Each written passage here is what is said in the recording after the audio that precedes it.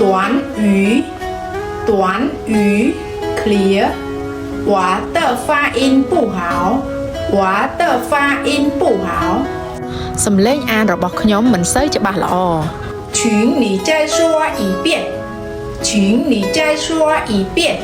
សូមលោកនិយាយម្ដងទៀត我没听懂，我没听懂。ខ្ញុំស្ដាប់ពុំយល់ទេ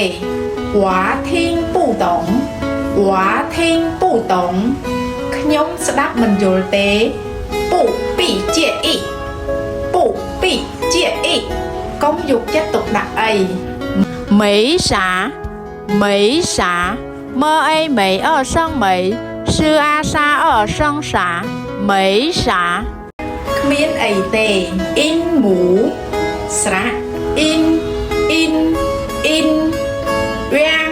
វាំងវាំង in in in យងយងយង谢谢大家